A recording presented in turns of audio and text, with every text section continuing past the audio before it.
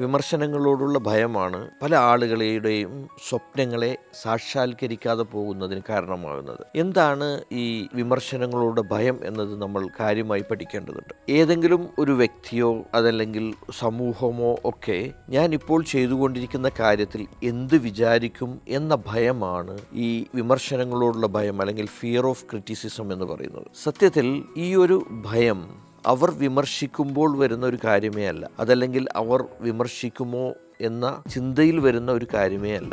സത്യത്തിൽ നമ്മുടെ ഉള്ളിലുള്ള ഭയം ആക്റ്റീവ് ആകുവാനുള്ള ഒരു റീസണായി നമ്മൾ അതിനെ കാണുകയാണ്. ഞാൻ ഒന്നുകൂടി അത് വിശദമായിട്ട് പറയാം. ചെറുപ്പകാലത്ത് കുട്ടികൾ ആരുടെയെങ്കിലും വിമർശനങ്ങളോ അല്ലെങ്കിൽ ആരുടെയെങ്കിലും വാക്കുകളൊന്നും കെയർ ചെയ്യാതെയാണ് അവർ ജീവിക്കുക. അവർ അവരുടെ ഇഷ്ടത്തിന് ചിരിക്കേണ്ടപ്പോൾ ചിരിക്കും, കരയേണ്ടപ്പോൾ കരയും. അവർക്ക് ഇഷ്ടമുള്ള രൂപത്തിലാണ് അവർ ജീവിച്ചു പോവുക. എന്നാൽ അവർ വളർന്നു വരുന്ന ഒരു സമയത്ത് എന്താണ് സംഭവിക്കുന്നത്? കൂടെയുള്ള ആളുകൾ പല കാര്യങ്ങളും ചെയ്യരുത്, അങ്ങനെയല്ല ഇങ്ങനെയല്ല, നീ ഇങ്ങനെ ചെയ്താൽ അവരത് പറയും എന്നൊക്കെ പറഞ്ഞ് പഠിപ്പിച്ച് നമ്മളിൽ ഫോം ചെയ്യപ്പെട്ടിട്ടുള്ള ഒരു കാര്യമാണ് ഈ ഫിയർ ഓഫ് ക്രിറ്റിസിസം എന്ന് പറയുന്നത്. ഒരാള് നമ്മളെ വിമർശിച്ചു കഴിഞ്ഞാൽ നമ്മൾ ഒന്നുമല്ലാതാവുന്നു എന്നൊരു ചിന്ത വളർന്നു വരുന്നത് ഈ ചെറുപ്പകാലത്താണ്. നമ്മളൊരു ബിസിനസ്സോ അല്ലെങ്കിൽ വലിയ പ്രൊജക്റ്റുകളൊക്കെ ആയിട്ട് മുന്നോട്ട് പോകുമ്പോൾ ഈ കാര്യങ്ങളാണ് നമ്മെ പുറകിലേക്ക് വലിക്കുക. അപ്പോൾ ഇവിടെ എന്താണ് ഇതിൻ്റെ സൊല്യൂഷൻ എന്നതുകൂടി നമ്മൾ മനസ്സിലാക്കേണ്ടതുണ്ട്. ഒന്നാമത്തെ കാര്യം, നമുക്ക് കൃത്യമായ പ്ലാനോ കൃത്യമായ പദ്ധതിയോ ഉണ്ട് എങ്കിൽ ആ പദ്ധതിയിൽ നിന്ന് മുന്നോട്ട് പോകാൻ നമുക്ക് കഴിയേണ്ടതുണ്ട്. ആ പദ്ധതിയുമായി നാം മുന്നോട്ട് പോകുമ്പോൾ അതിൽ നമുക്ക് കൃത്യമായ ഒരു വ്യക്തതയുണ്ട് എങ്കിൽ മറ്റുള്ളവർ എന്തു പറയുന്നു എന്നതിനെ നാം ഗൗനിക്കേണ്ടതില്ല.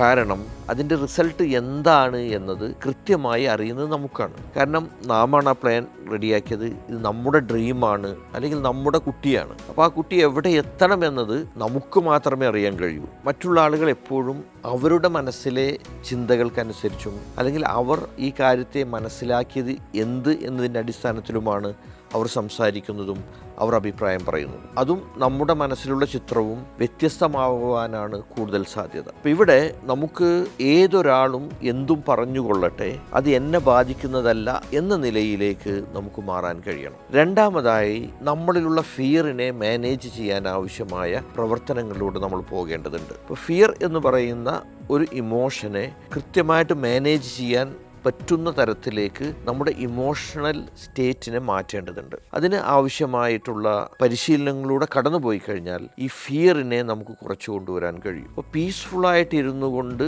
പ്രവർത്തനങ്ങളിലൂടെ പോകുന്ന ഒരു വ്യക്തിയെ ആര് വിമർശിച്ചാലും അത് അദ്ദേഹത്തിൻ്റെ പീസ്ഫുള്ളായിട്ടുള്ള മൈൻഡിനെ തടസ്സപ്പെടുത്തുകയോ അദ്ദേഹം അന്ന് ചെയ്തുകൊണ്ടിരിക്കേണ്ട ഏതെങ്കിലും ഒരു പ്രവർത്തനങ്ങളെ ബാധിക്കുകയോ ചെയ്യില്ല. എന്നാൽ ഒരു ഫിയറുള്ള ഒരാളാണ് ഈ വിമർശനങ്ങളെ നേരിടുന്നത് എങ്കിൽ ആ വിമർശനങ്ങളെ ഒട്ടും അംഗീകരിക്കാൻ കഴിയാതെ തൻ്റെ പദ്ധതികളൊക്കെ മാറ്റിവെച്ചുകൊണ്ട് ഒരു മുറിയിലേക്ക് ഒതുങ്ങിക്കൂടുന്ന അതല്ലെങ്കിൽ സംഘർഷഭരിതമായ ഒരു പ്രവർത്തനങ്ങളിലൂടെ ഏർപ്പെടുന്ന ആളായിട്ട് മാറും. ഇത് വളരെ പ്രധാനമായിട്ട് നമ്മൾ മനസ്സിലാക്കേണ്ടതാണ്. ഒരു ബിസിനസ്സിൻ്റെ അല്ലെങ്കിൽ ഒരു പദ്ധതിയുടെ വിജയം എന്ന് പറയുന്നത് എത്രമാത്രം നിങ്ങൾക്ക് വിമർശനങ്ങളെ നേരിടാൻ കഴിയും എന്നതിനനുസരിച്ചാണ്. അപ്പോൾ വിമർശനങ്ങളെ ഉൾക്കൊള്ളുവാനും വിമർശനങ്ങളെ വിമർശനങ്ങളായിട്ട് കാണുവാനും ആ വിമർശനങ്ങൾ നമ്മുടെ ഉള്ളിൽ ഫിയറിനെ കൊണ്ടുവരുന്നുണ്ടെങ്കിൽ ആ ഫിയറിനെ ക്ലിയർ ചെയ്ത് കൊണ്ടുപോകാനും നിങ്ങൾക്ക് കഴിയണം. അങ്ങനെ നിങ്ങൾക്ക് കഴിഞ്ഞാൽ എത്ര വലിയ പദ്ധതികളും പ്രാവർത്തികമാക്കുവാൻ നിങ്ങൾക്ക് കഴിയും. എത്ര വലിയ പ്രൊജക്റ്റുകളും നിങ്ങൾ കാണുന്ന അതേ കൺസെപ്റ്റിൽ അല്ലെങ്കിൽ നിങ്ങൾ സ്വപ്നം കാണുന്ന അതേ രൂപത്തിൽ നിങ്ങൾക്ക് പൂർത്തീകരിക്കുവാൻ കഴിയും. ഇവിടെ നമുക്ക് വരേണ്ട മാറ്റം ആരെങ്കിലും എന്തെങ്കിലും പറയുമോ എന്നതിൽ നിന്ന് ആരും എന്തും പറഞ്ഞോട്ടെ എന്നതിലേക്കാണ്.